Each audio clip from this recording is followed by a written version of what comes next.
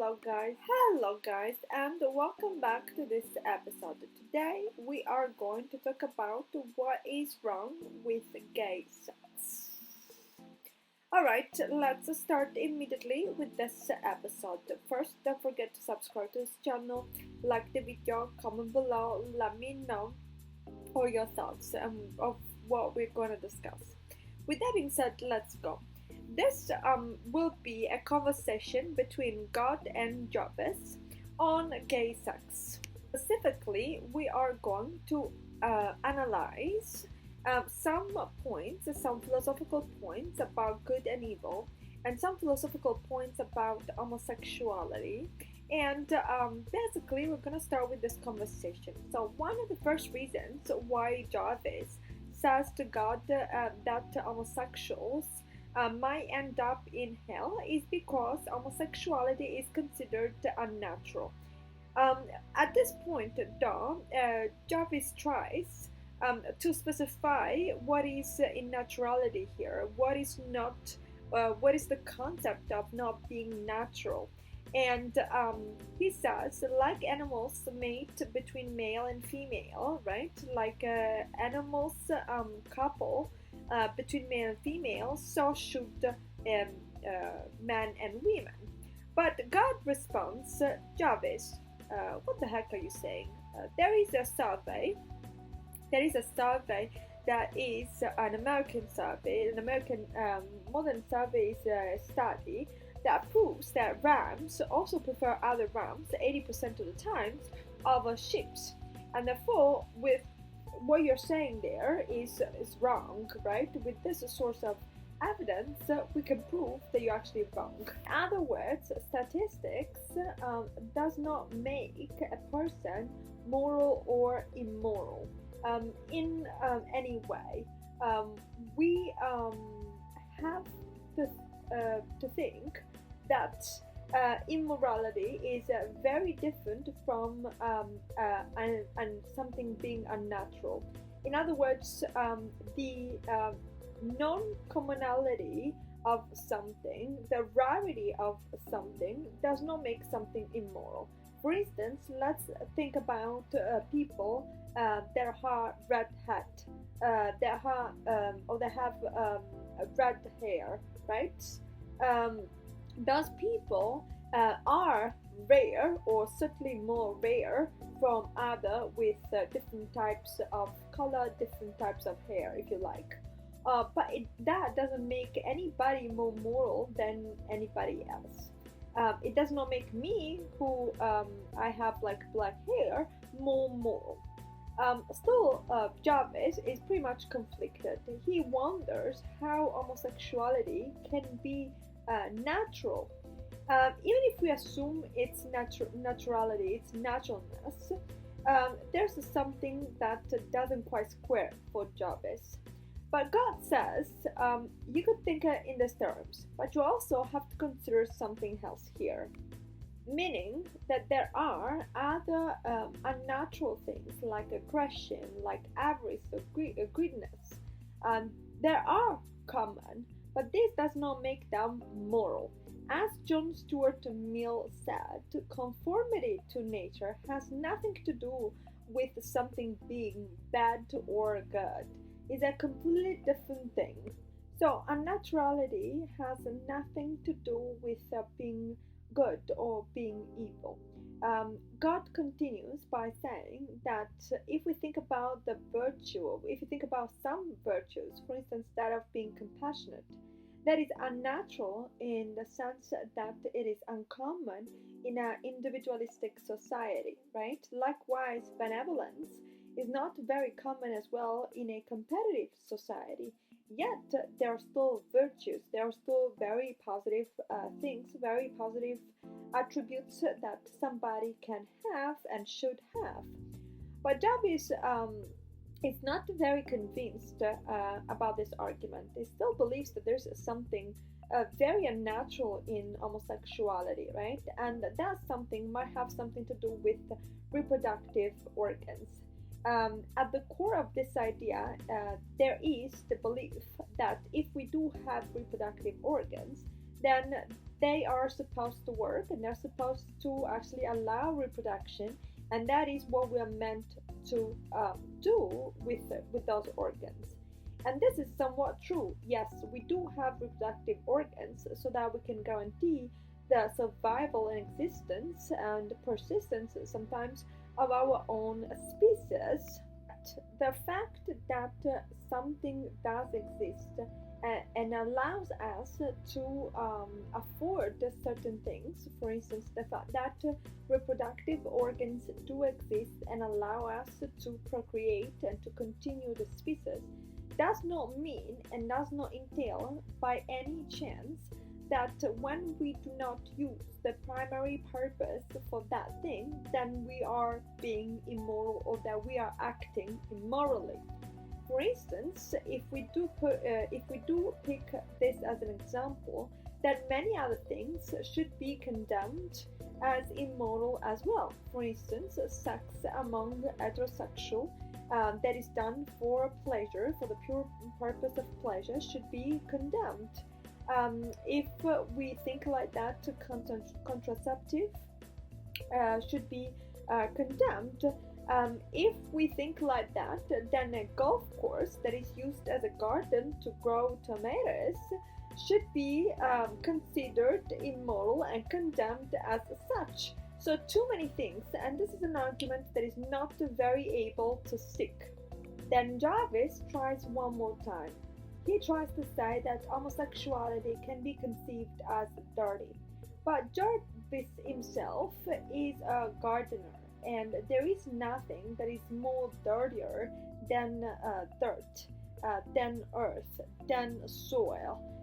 Earth, dirt, soil are dirty par excellence, and therefore Jarvis goes into a crisis. Then he tries to say and to support another argument, that of promiscuity. Now, God thinks about it, and then we think about it, and then think some more about it, because promiscuity is a big argument, especially if you are religious.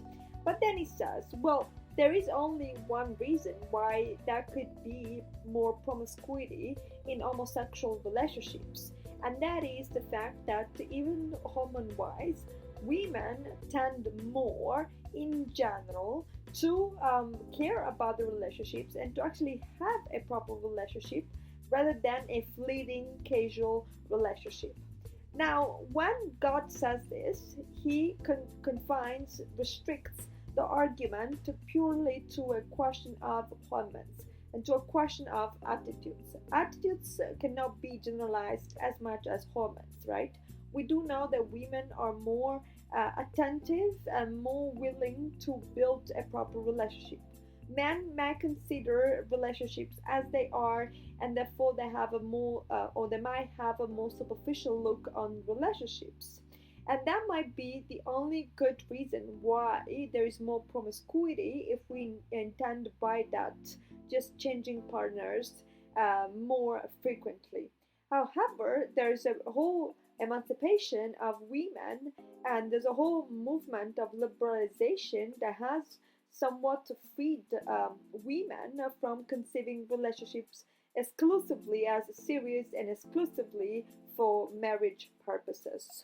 Now, even though some differences might remain, especially from a biological standpoint, the situation nowadays is very well balanced, in the sense that the women are more free to entertain and have casual relationships in most of the Western countries that we know, right? Whereas in other countries, there are more restrictions, or there is more social pressure for them to behave in a certain way. On the other hand, though, the point still remains: can promiscuity be considered immoral?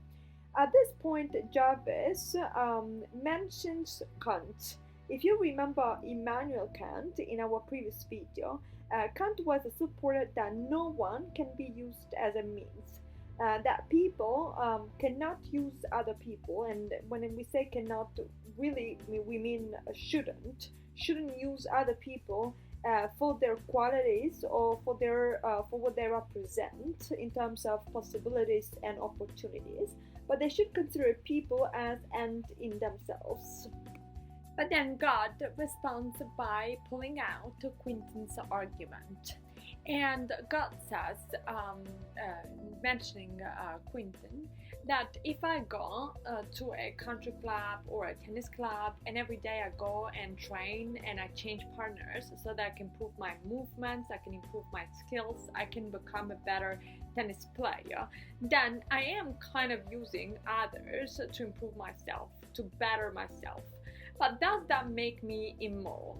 Now, naturally, we have to understand here there is a big difference between doing that and having multiple people with whom I have sex, because sex is perceived as this very intimate type of action that involves other people and involves other people's feelings and sentiments, and it's on a different level. But God says, if there is an understanding, if there is an exact understanding of what is going on here, if there is honesty, if there is mutual understanding of an agreement of whatever is going on in a sexual relationship, right, then that person is preserved. Because basically, by being honest, we give them a choice to do whatever they want, a choice that can actually free them from the possibility of being used.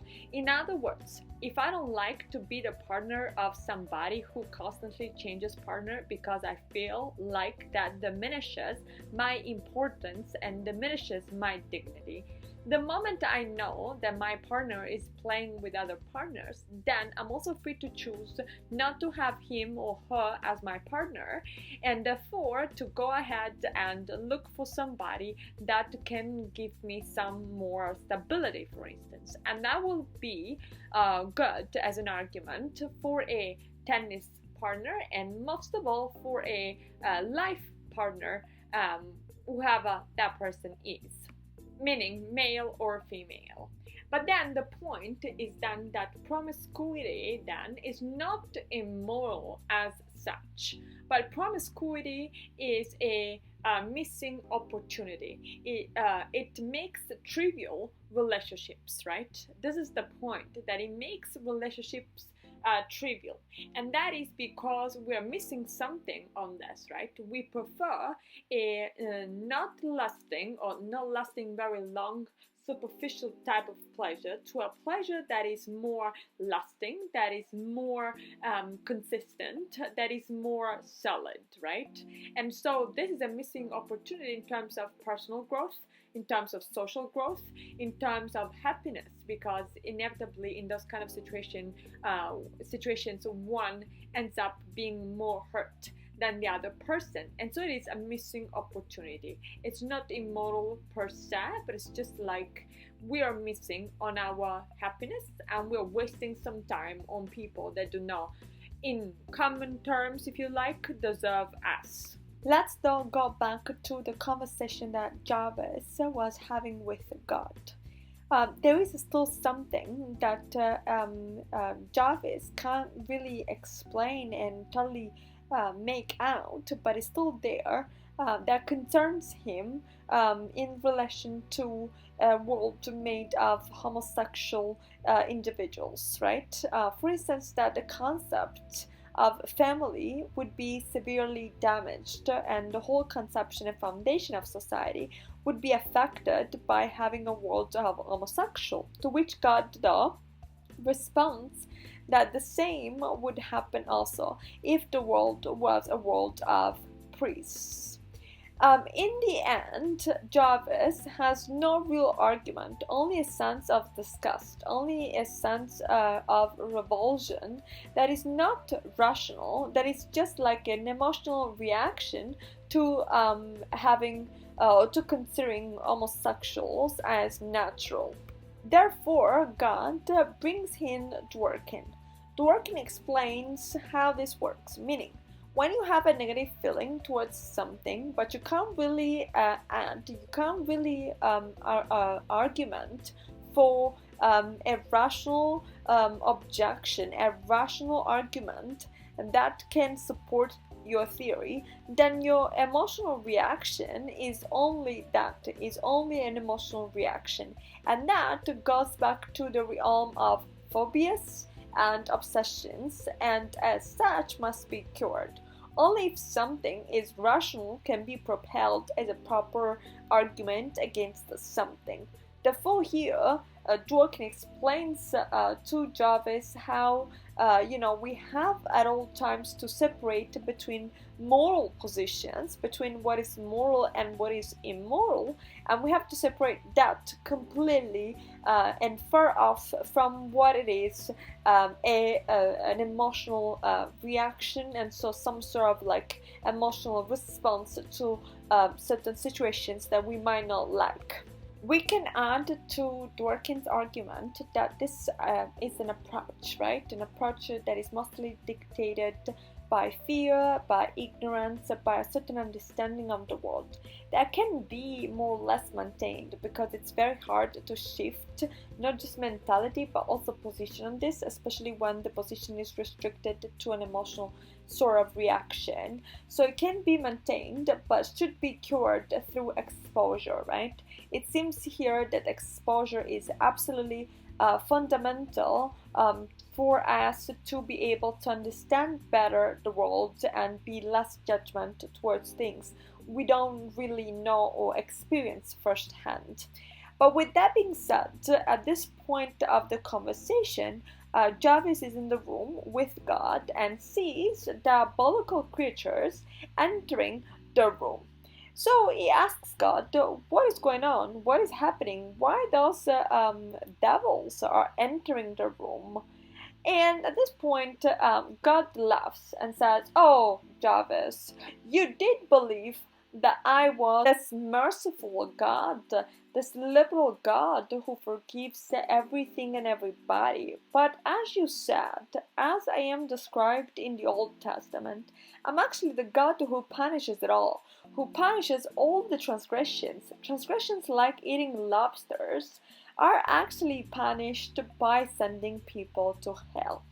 At this point, though, Jarvis is completely scared, completely terrorized, and he screams and he wakes up.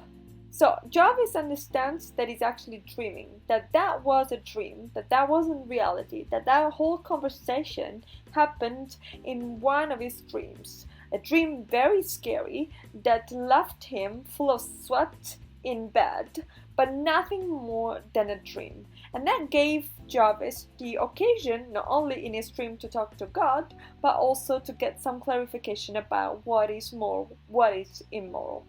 But with that being said, guys, I want to know what you think and what you make out of this. I want to know what you believe, what you don't believe. How do you think philosophy can help us debunk certain myths, if it can? And with that being said, don't forget to subscribe, don't forget to comment below, don't forget to hit the notification bell, don't forget to like the video, or like this video in particular. You can also check Kant's video that has been published earlier. And with that being said, guys, bye. I'll talk to you some more next time. Bye bye.